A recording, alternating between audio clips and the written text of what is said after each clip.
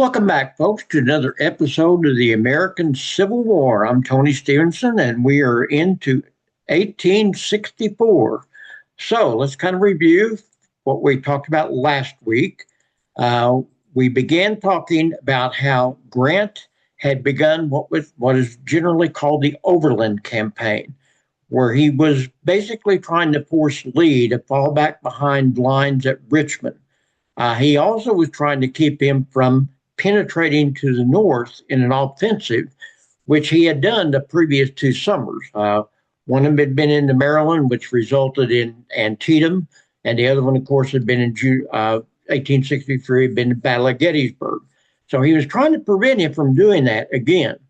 And he thought that if he could put pressure on him and keep him confined behind his lines at Richmond, then he could put enough pressure on him that he could, basically defeat the South. Uh, he also had, of course, these other sub campaigns, you might call them, going on. He had a campaign in the Red River Valley that we talked about, which was pretty much a disaster. We had a campaign in the Shenandoah Valley, which was another disaster. And we had the campaign in the James River Peninsula, which wasn't quite as bad.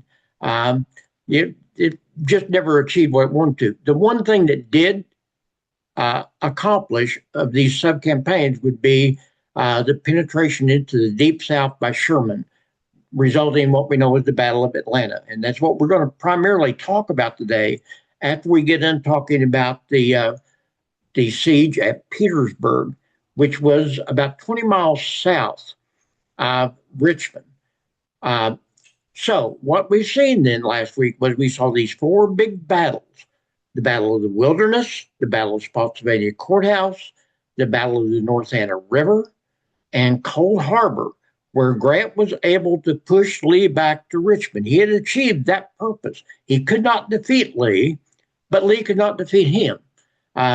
Remember, I told you that there's a long saying, there's no saying that, you can lose the battles and win the war.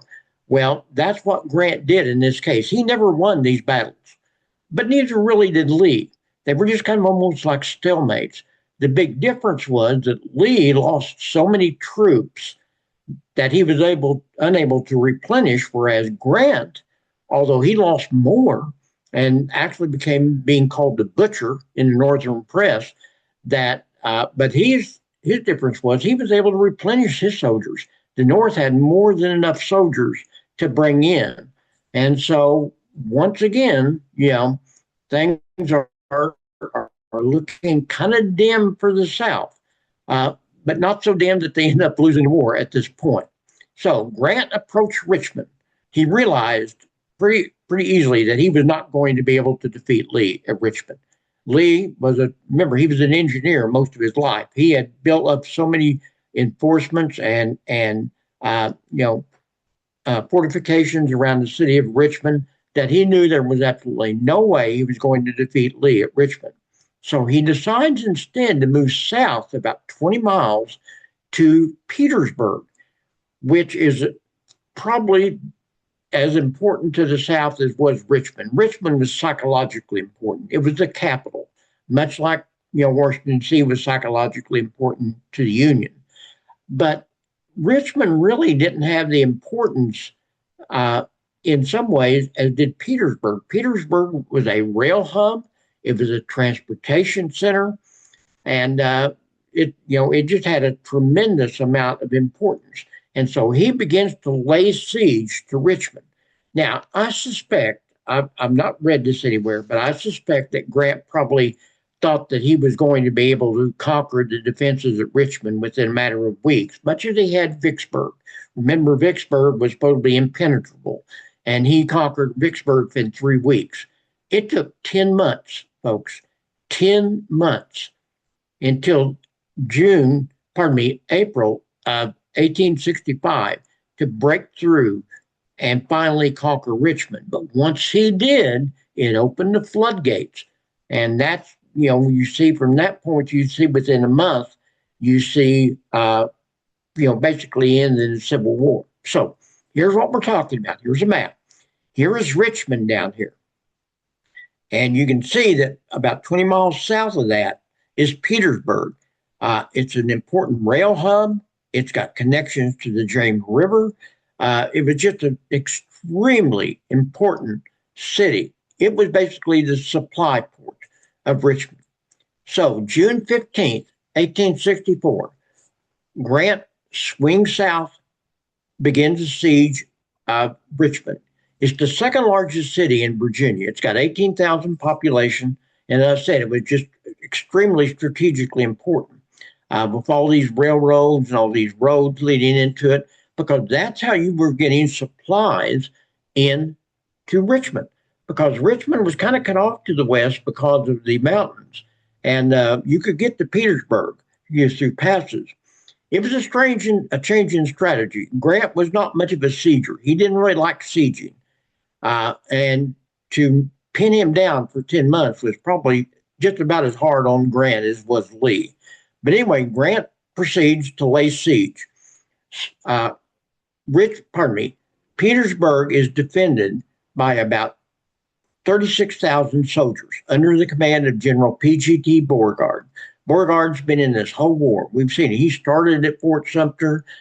He was at the early battles of Bull Run, and then he was switched out west, and now he was in the doghouse after Shiloh and some of these, and then they switched him back to the east. They put him down south, and now he's been brought back to take care of Petersburg because the South knew how important the city was. Grant, on the other hand, has 70,000 soldiers. He's got Beauregard outnumbered about 2-1. On top of that, Benjamin Butler, who was in charge of the James River campaign, has about 40,000 soldiers, and he's kind of surrounded Richmond to the east and to the north to keep Lee pinned into Richmond so he can't break out. So, it's a very good situation for Grant. Unfortunately, it just takes a lot longer, 292 days, to break through the defenses at Petersburg. Had he been able to break through them earlier, it would have ended the war much earlier. Because as we will see, when we get there, once he breaks through Petersburg, it's just like the floodgates are open. There's no doubt what's going to happen at this point. Over this period of 292 days, Grant launches 9 major offensives to the west and the southwest of Petersburg. He cuts railroad lines, he destroys bridges, he tears up roads. He's just basically making a devastated landscape because he's trying his best to keep all the supplies from getting to Richmond and Lee's army, because Lee's army's got to have food. They're basically surrounded at this point. Grant's soldiers developed a line of trenches that basically stretch from Richmond to Petersburg, about 30 miles long. It kind of is envisioning World War One.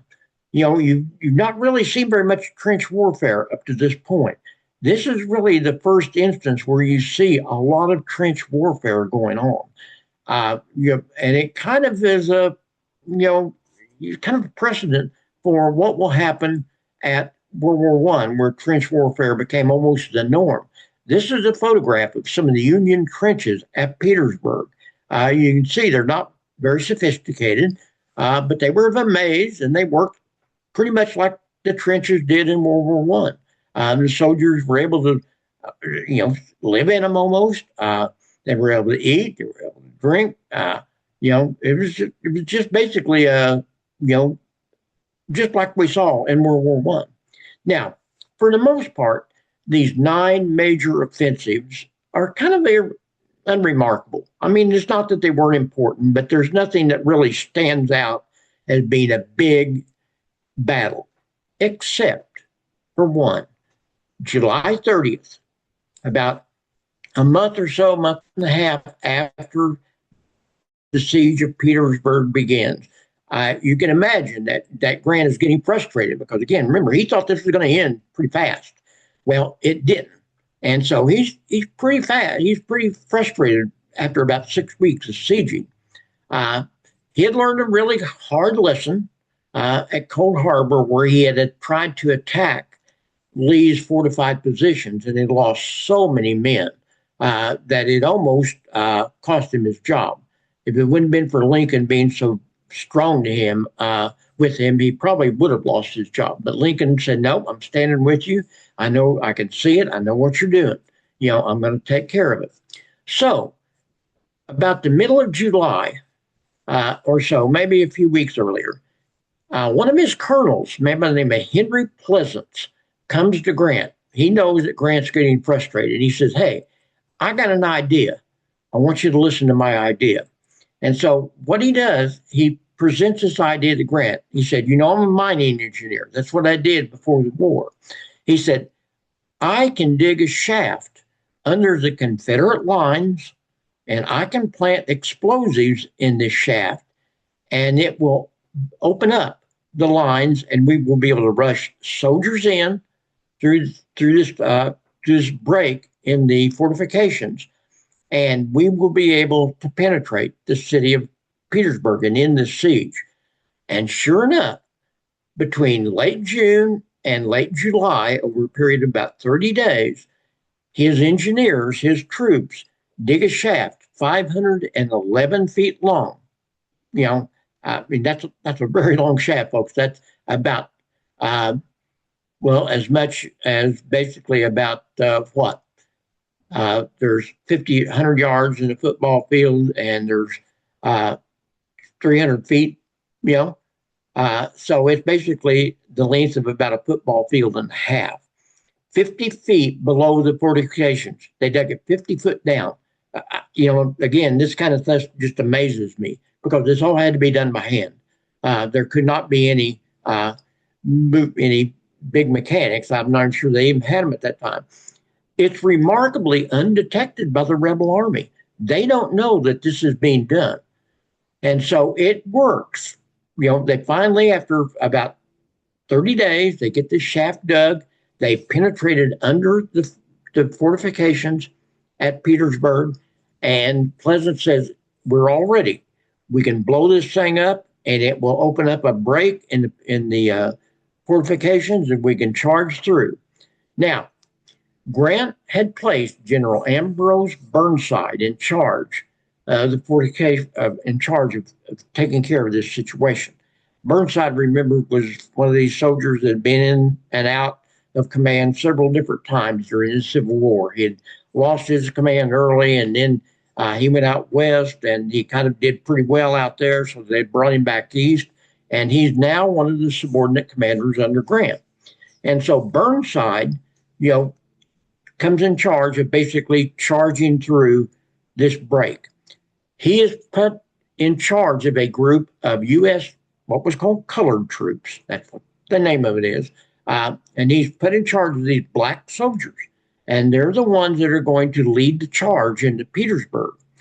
At the last minute, Meade got uncomfortable.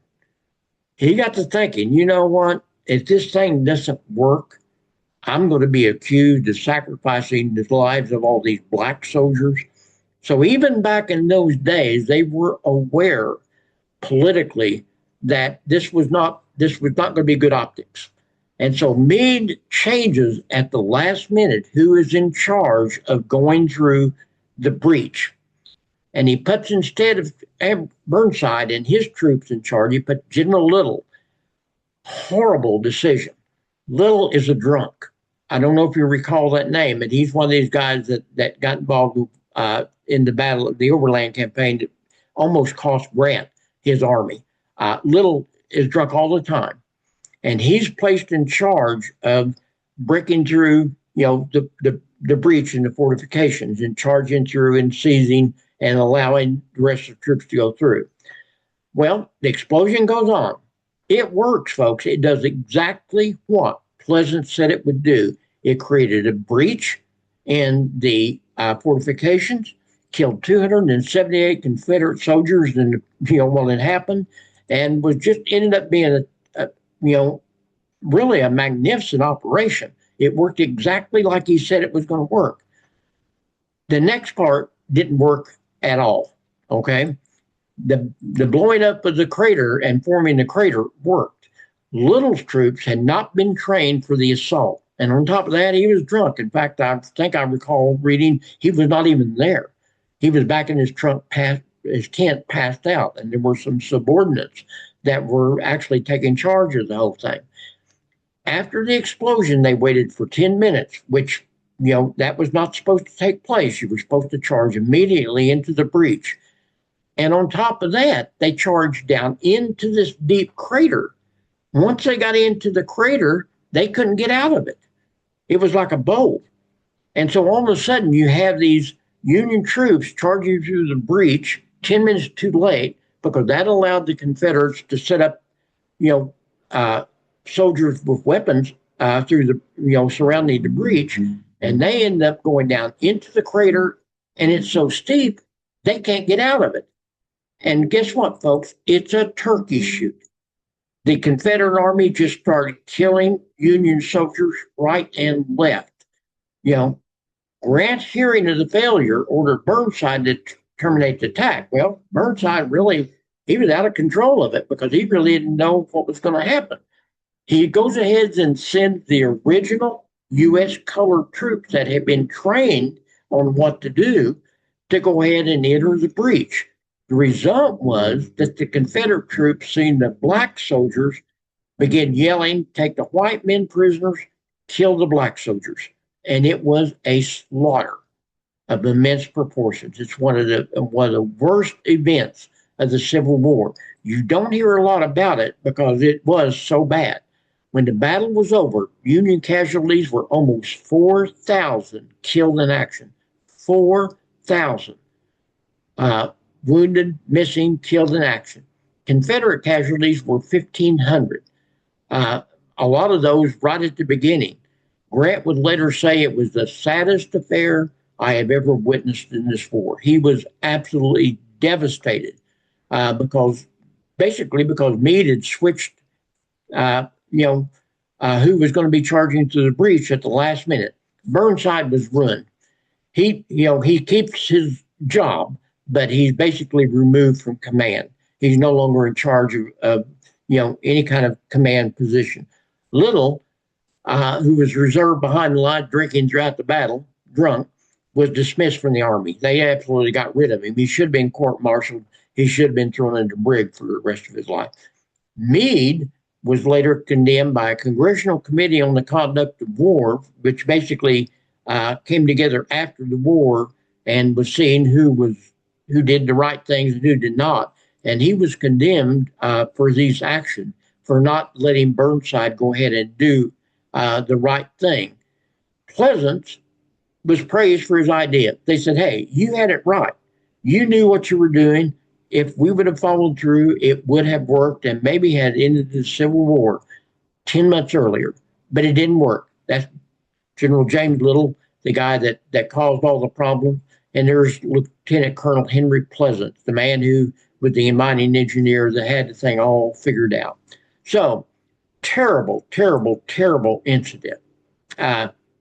It kind of put a damper on the siege at Petersburg. You don't see a lot of attempts at this point anymore of any kind of offensive attempts to siege Petersburg. They just surround it and they choke it off. That's what's going to take place over the next about 8-9 months. Well, while all that is going on, there is big doings in the South. And that's Sherman's Atlanta campaign. And that's what I want to talk about for the rest of this presentation.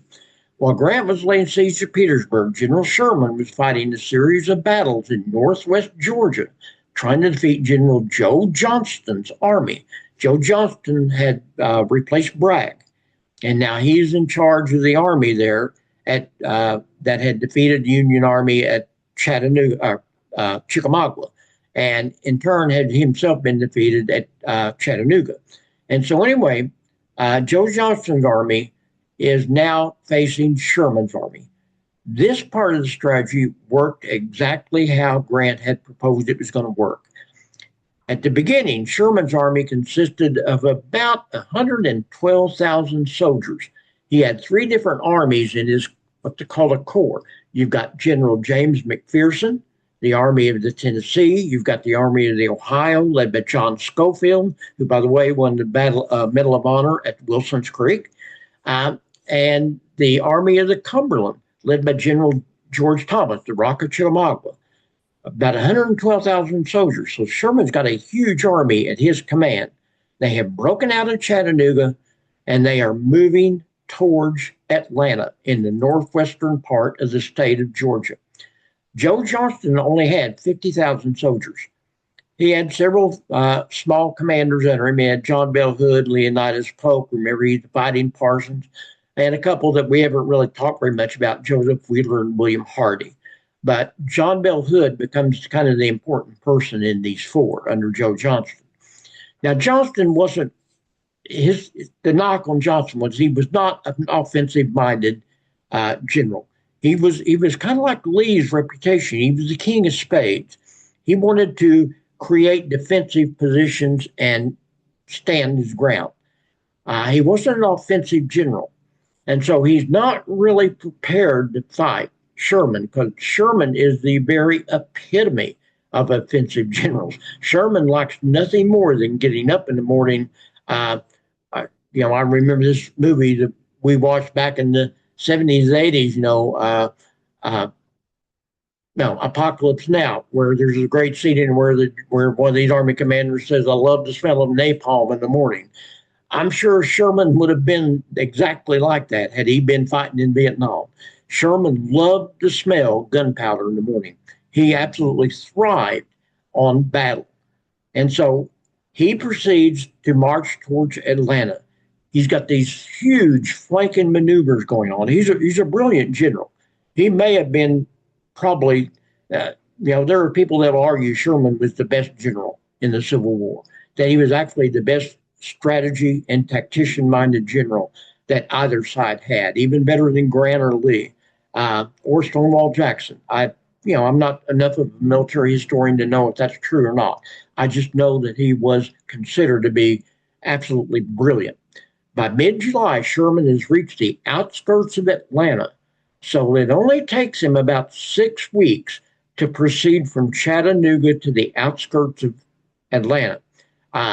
President Davis is just you can't believe it. This is a dagger in the heart of the South, folks. Atlanta's it's not a border state city.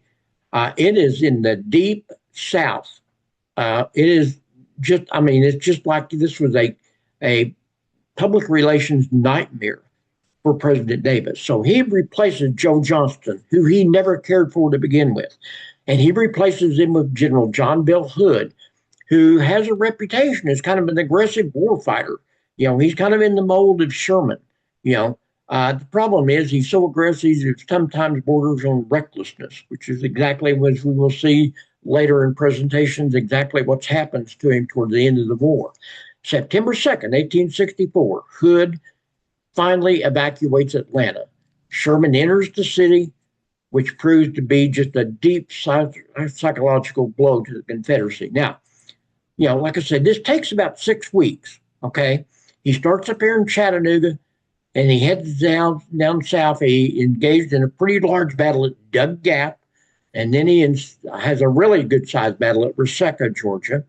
And then he moves on down to the outskirts of Atlanta at Kennesaw Mountain, where he has probably the biggest battle of the campaign, other than the Battle of Atlanta itself, which really isn't a battle, as you'll see.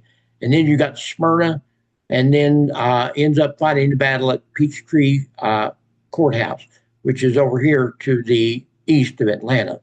And there's a battle at Atlanta, but it's not much of a battle because it's been abandoned. So here's Johnston's earthworks at Resaca, Georgia.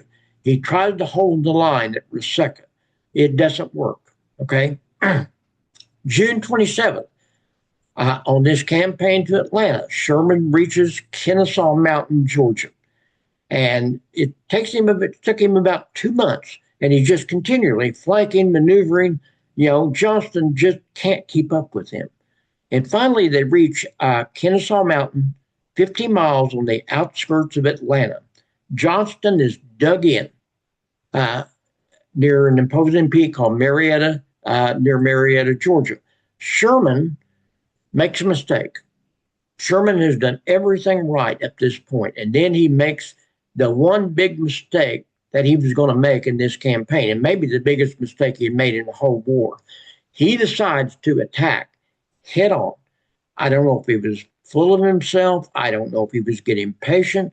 But for whatever reasons, instead of pulling one of these flanking maneuvers and going around and an end around and all, he attacks head on at Kennesaw Mountain.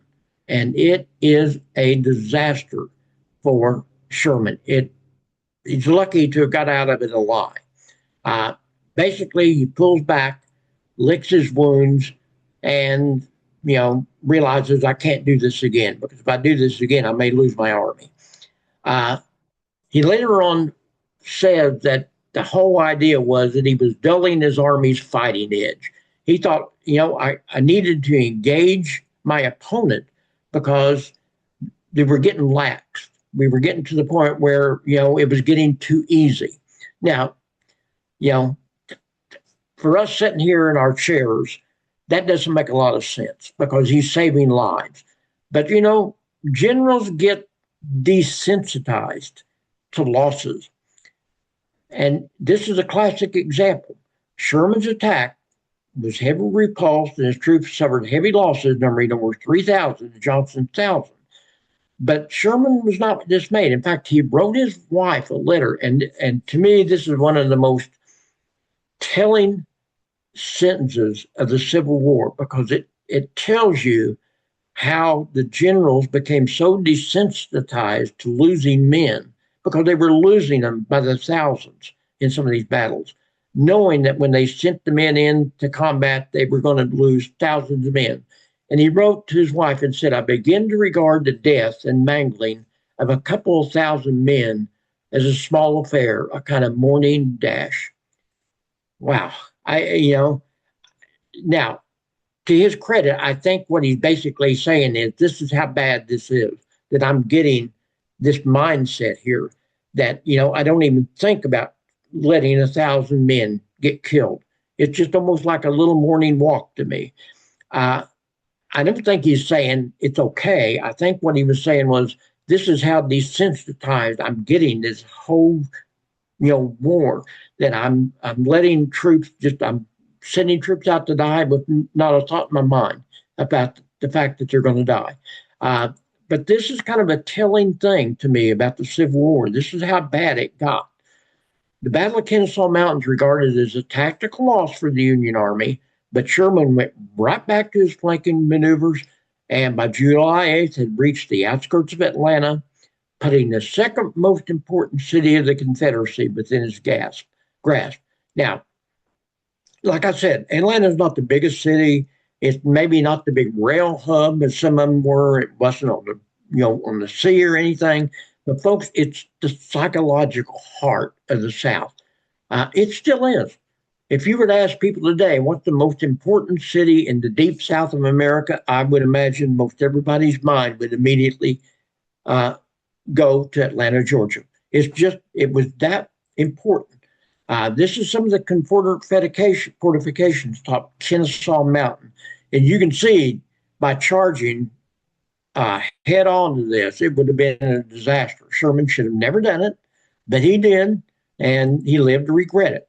So Sherman does his end around, and Joe Johnston is basically bypassed. Now, we've all seen this. Everybody out there has seen the Sherman approaching Atlanta, because I can guarantee you there's probably not a soul out there listening today that hasn't seen the movie Gone with the Wind. And if you have not, you need to watch it. It's one of the most fantastic movies about the Civil War that's ever been made. It's dated. There's some scenes in it and dialogue that are not politically correct anymore, and there are people that are saying, "Oh, you shouldn't watch it because it's it doesn't, it stereotypes the black people." But folks, the point of it is such a good movie in terms of displaying some of the ideas about that was going on in the Civil War, that it needs to be watched. That's all there is to it. And I can guarantee you, I bet almost everybody out there that's listening to my voice right now has seen Gone with the Wind. We all remember the scene. Scarlett and Rhett racing through the burning city of Atlanta, ahead of Sherman's entry. Melanie's in the back. She got her newborn. Um, it's just a scene of movie magic.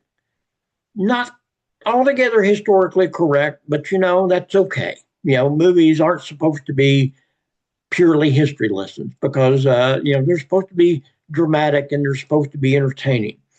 Well, Atlanta was the gate to the South, second only to Richmond in importance.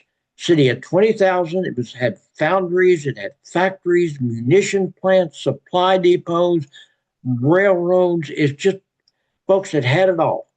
And if it falls, like I said, it's going to be a dagger in the heart of the South. It would kind of be like if Lee would have made it to Philadelphia or New York City, and taken command of those two cities. That's almost how it would have been to the north had that have happened. So Sherman's troops approach Atlanta. Johnston is paralyzed. He knows what's going to happen. He's unable to basically, hold off. And so he basically abandons the city. Of course, Davis is absolutely furious with him for abandoning the city. He does, like I said, he doesn't like Johnston to begin with. And this is when he replaces him with John Bell Hood, basically ordering Hood to stop, the defeat of Atlanta. He can't do it. Hood knew he couldn't do it. But, he's a good soldier and he does what he's told to do. He goes on the offensive and he ends up getting defeated at the Battle of Peachtree Creek, July 18th, which sets the stage for Sherman entering into Atlanta. Now, again, a scene from the movie. We've all seen it. They burned down the whole city in the movie. It's not quite what happened, but it made for good movie. Made for a good movie. Okay, so we got John Bell Hood here. He's now in charge of the army that's supposedly going to defend Atlanta. Who was John Bell Hood? Well, he graduated from West Point, 1853. Spent most of his command experience out west fighting Indians. And so when Civil War breaks out, he joins the Confederate Army. He's seen a lot of battle. Battle of the 7 Days on the Peninsular Campaign. He's at Second Bull Run.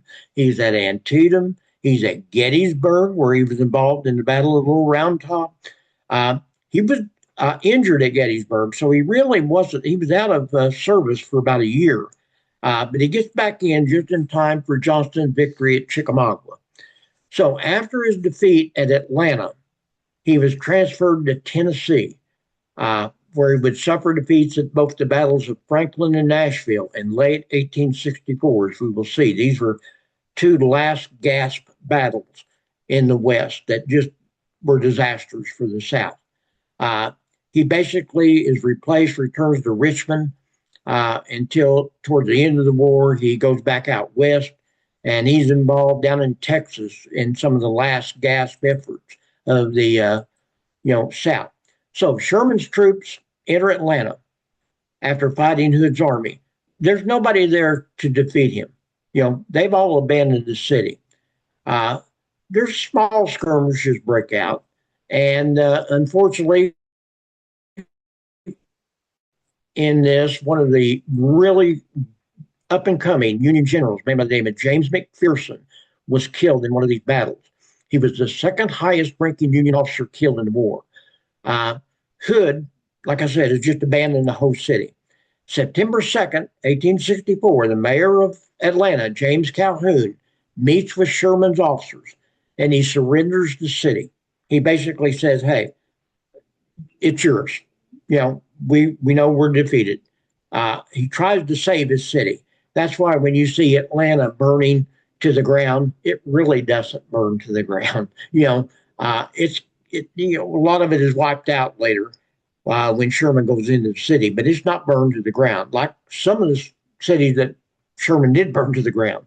But he doesn't burn Atlanta to the ground. Sherman, for his sake, sends a telegram to Lincoln. He basically says Atlanta is ours and fairly won. Lincoln is ecstatic with the victory, folks. This is just what he needed. This becomes the saving grace of his presidential campaign, along with Sheridan's victory in the Shenandoah Valley about the same time. But this is it, folks. Sherman, in many ways, is responsible for Lincoln getting reelected in November of 1864 because a lot of people think that George McClellan would have won that election because McClellan was wanting to end the war, and people were at that stage of their life. They're saying, well, we got to end this thing. We're killing hundreds of thousands of soldiers. We've devastated the southern part of this nation. We've got to end it. And I'm not for sure Lincoln would have been reelected. In fact, case I'd almost put money on it if I was a betting man that had Sherman not defeated the forces surrounding Atlanta and taken it, that Lincoln would have won the reelection. And we would have had President George McClellan, who was a very intelligent man, but he was also willing to let basically the South walk and keep their slaves and become an independent country. So once Sherman is in charge, he orders everybody out of the city over the next month. He basically says, all civilians leave. I'm giving you time to leave with all your possessions. Get out of here. That's when, Rep Butler and, Scarlett would have left. They wouldn't have left with the city burning down behind them. They would have left like this. But then he goes into scorched earth mode. He basically destroys all the munitions, all the factories, all the foundries. He destroys anything of military value, tears up the railroads. He basically destroys the military infrastructure of the city of Atlanta. And basically, for all practical purposes, makes Atlanta a non-participant in the rest of the Civil War. What happened to Hood? Hood sent out west to Tennessee. At this point, Davis is running out of commanders, folks. Remember, there's a lot of them have been killed, a lot of them have been injured. Lee is surrounded at Richmond. He doesn't have a lot of commanders left, so he got to hang on to Hood, and he sends him out west to Tennessee, hoping that if he goes out west with an army and starts forging attacks, that it will distract Sherman and he can't go even deeper into the South. Doesn't work. Okay, Sherman's not going to fall for that. Sherman had people out in the West to basically defend their positions, and he thought, hey, this isn't going to distract me from my work. My work is to destroy the Deep South, and that's what I'm going to do, as you will see, because when he does go to on his very famous March to the Sea, he does destroy everything in his path. I mean, there's nothing left when he gets done getting to Savannah, Georgia. So this is General Sherman. Again, folks, just a really, really important figure. Sherman probably could have been president of the United States. When Grant had served his second term, the Republicans were doing everything they could to get Sherman to run for the presidency. And this is where he uttered his famous statement, and I'm sure you've all heard it. If nominated, I will not run, and if elected, I will not serve. Basically, he told the Republican Party, you can nominate me, and I'm not going to run for president. You'll be nominating somebody that won't run for the office. And if you do get me elected, I'm not going to serve. You'll have to find somebody else to serve in my stead. Sherman he wanted nothing to do with politics. He hated politics. He thought it was the worst thing that a military officer could get involved in. He had some problems with Grant becoming president. Not that he disliked Grant.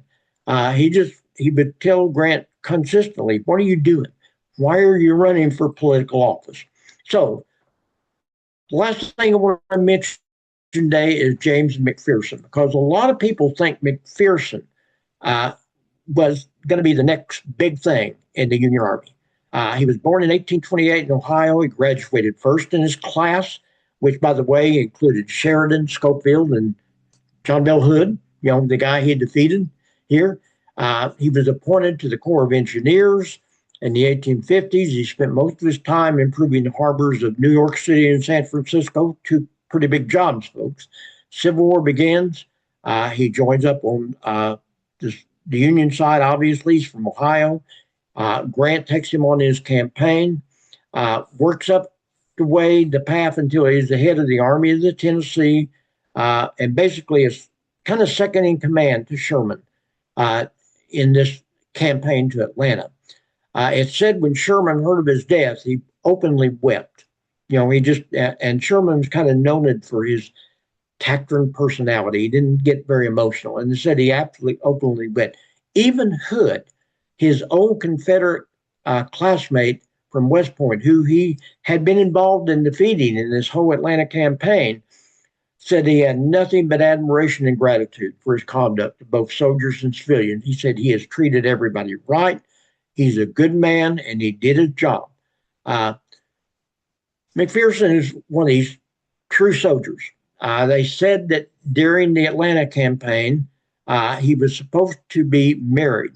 He was supposed to be granted a leave of absence to go and marry his fiancee, Emily Hoffman. But his requests were denied. Sherman would not let him leave. He said, "No, I need you here. You'll have to get married later." And of course, McPherson ends up getting killed. By the way, I've recommended a book called Battle Cry of Freedom as the best one-volume history of the Civil War, written by a man by the name of James McPherson. I did a little research because I thought, is James McPherson related to James McPherson, the general? Same name, same spelling. They're not, just coincidence, because I thought maybe he was a relative of James McPherson, the general. So that's it for the day. I hope you've learned something today. I hope you've enjoyed this. Next week, we are going to see some of the events that happened toward the end of 1864 that don't quite get the publicity as the siege on Petersburg and the Overland Campaign and the Battle of Atlanta for sure. But were very important to the Civil War. So I don't know that we'll close out 1864 next week, but we'll get pretty close. So I hope you've enjoyed this day. I hope I made it clear as mud. I know I throw a lot of names out there and all, folks, but I encourage you to, if you're interested in this, grab a book and read about it. It's just, to me, it's so interesting. So I will let you go. Have a happy Thanksgiving. Enjoy your turkey and your pumpkin pie and your dressing, because I know I'm going to. So we will see you next Monday. Bye-bye.